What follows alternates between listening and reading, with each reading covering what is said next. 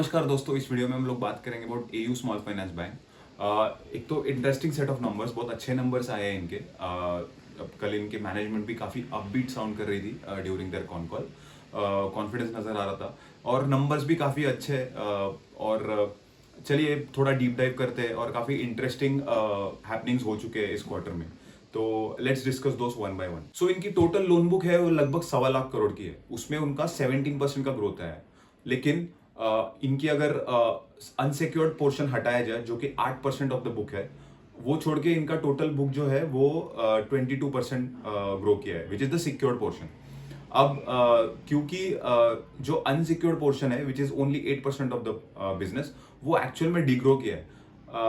कहानी आपको थोड़ी थोड़ी सुनी सुनी सी लग रही है, तो ये सेम पैटर्न उज्जीवन के केस में प्ले आउट हुआ है इसी क्वार्टर में। अगर आपने नहीं देखा होगा तो please go and watch that video. तो उसमें भी सेम चीज ही हुआ है कि secured portion has actually degrown, and similarly in AU's case also this unsecured portion has degrown, which has led to decline in the overall portfolio growth, but still in general the portfolio growth is quite good. Deposits की बात करें तो deposits grow हुए लगभग 21% से। इनका जो Kasa ratio है that is around 29%, which is decent, which is okay.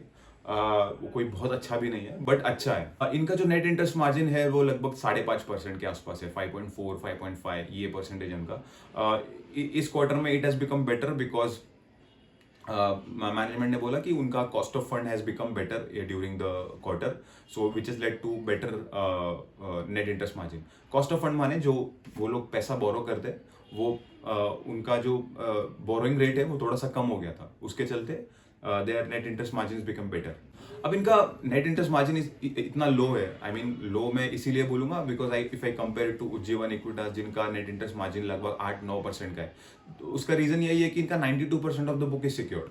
तो अगर आपका सिक्योर्ड लोन बुक है तो आपका नेट इंटरेस्ट मार्जिन तो वैसे ही कम होगा ही, but still it is higher as compare to the likes of Axis bank, जो हमने देखा था कि समवेयर अराउंड 3.5 to 4% के बीच में है।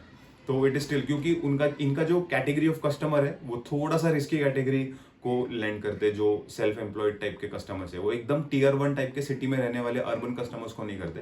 टियर 2 टियर 3 सिटीज में सेल्फ एम्प्लॉयड लोगों को ये लोग पैसा लैंड करते हैं, तो उनके चलते वो थोड़ा सा उनका यील्ड्स भी थोड़ा सा ज्यादा ही होता है as compare to the likes of the customers of HDFC और एक्सिस बैंक। इनका भी प्रोविजन इस क्वार्टर में काफी बड़ा हुआ था एंड ईयर ऑन ईयर अगर बात करें तो इसका रीजन यही है कि एयू के केस में ये हुआ था कि उन्होंने फिनकेयर SFB लिया था। अब इनकी वो बदकिस्मती है कि वो एकदम पीक ऑफ द साइकिल पे उन्होंने वो एक्वायर किया था, और जैसे ही उन्होंने वो फिनकेयर SFB बाय किया, वो फिनकेयर SFB से उनको साउथ इंडिया स्पेशली तमिलनाडु में उनको एक्सपोजर मिल गया।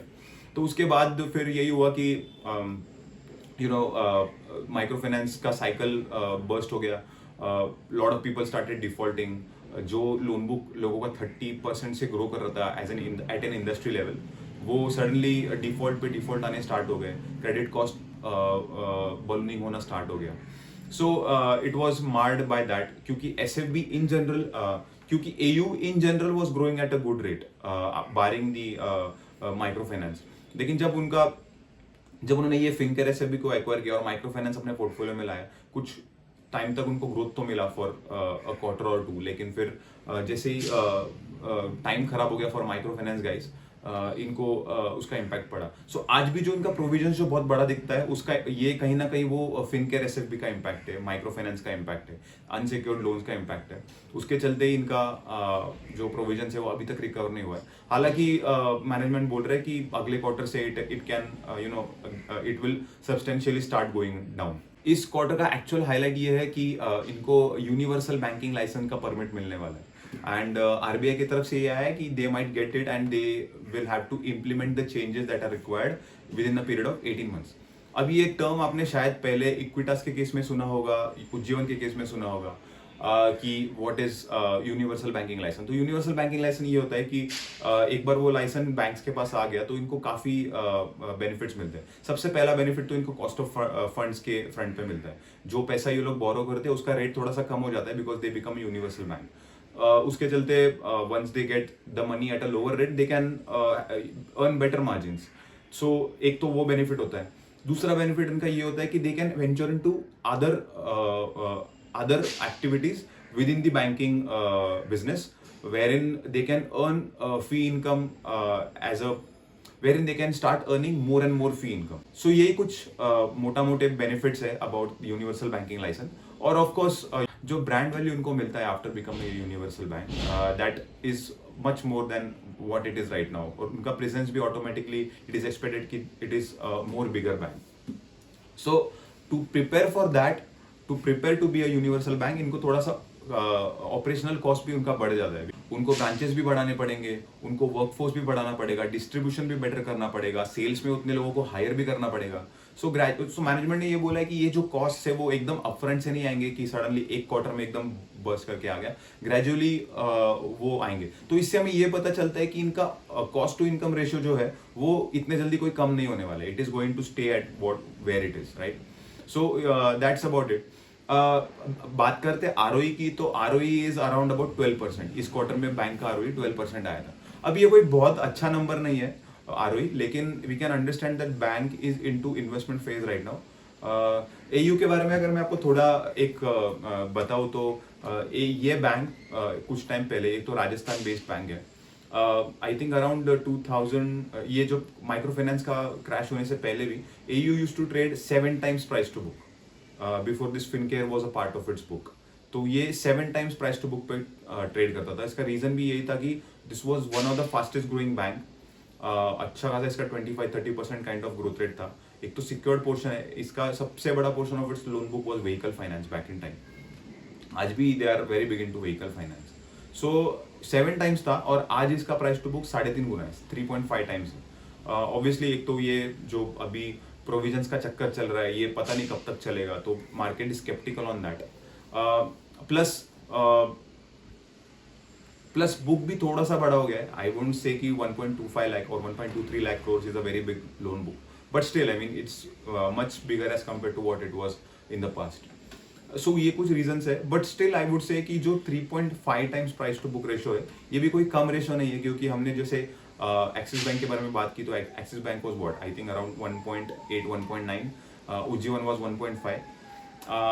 जो ICICI bank also is somewhere around 2.5 to 3.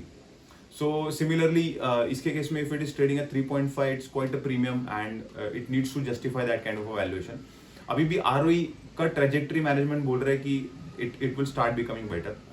Again यहाँ पे भी यही बोल रहे हैं कि H2 will be much stronger as compared to H1.